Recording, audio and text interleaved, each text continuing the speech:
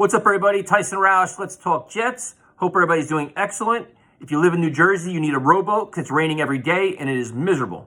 So thank you to everybody who's been joining us on our live streams. Obviously, we don't provide the same kind of draft analysis everybody else does because we're not really experts. We don't do a lot of thorough research on it. We're more about philosophy and discussions and getting your opinions on it. So one of the topics that came up on Tuesday, which was very interesting, is if the board played out where the Jets, say if Thibodeau's gone, Hutchinson's gone, and say Johnson's gone, and the best offensive lineman is available sitting there at pick 4, do the Jets take him? Now, I understand the notion of best player available, and then you figured out once the dust settles, but you also got to look at where the Jets are at, and are you getting the most bang for your buck there? So you have George Fant, who played very well last year, 29 years old. You have Mekhi Becton coming back off an injury, but he played very well before the injury, competing for left tackle. The odd man out is going to the right side. So if you say you draft Neal or whoever you draft, say you draft the left tackle, that's what you think they're going to be, then how do you handle this? Do you try to trade Fant?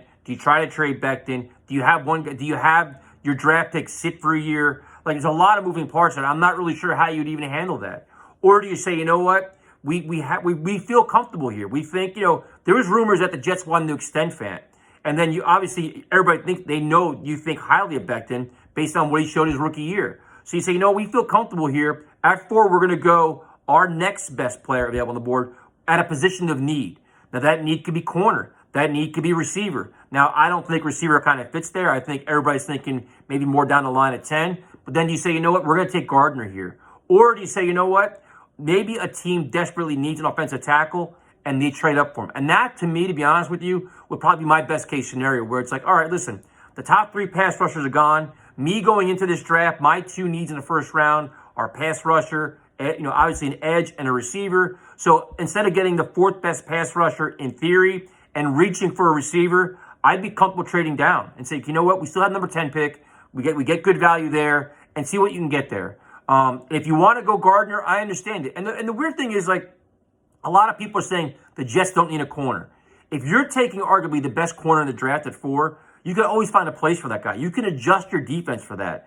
Everybody's saying, well, the Jets play zone, the Jets do this.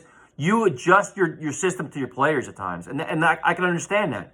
Now, people talking about Hamilton. I don't think Hamilton's going to go there, but there's so many moving parts now in the draft. There's so many rumors about, Hamilton ranked slow as pro day. Now he's falling to the late first round. The last mock draft I saw today said Linderbaum's not even going in the first round. So it's going to be really interesting to see what everybody thinks about if you truly go best player available here and take an offensive lineman, and how that helps you. And my biggest concern with something like that is if you have a resource like that, the number 4 pick in the draft, and you're not going to get any return on investment this year, this team needs players this year to help start winning this year and building this year. And I understand that, you want building blocks for the future and everything else, but you also need players for now to grow your team now and to play much better now. So it's going to be very interesting to see how everybody handles this, what the takes are. My take will stay the same, where I wouldn't go offensive lineman. I'd try to trade back. I'd go corner. I'd go somewhere else, to be honest with you. But if you disagree with me and go the other way, please tell me why. I'm willing to talk about it. Like I said, I'm by no means an expert. I'm more about the whole philosophy and how you want to build your team and how you approach it. So thank you guys for joining our streams, talking in. For the draft, we'll be live every night, Thursday, Friday, and Saturday. And I'll talk to you later.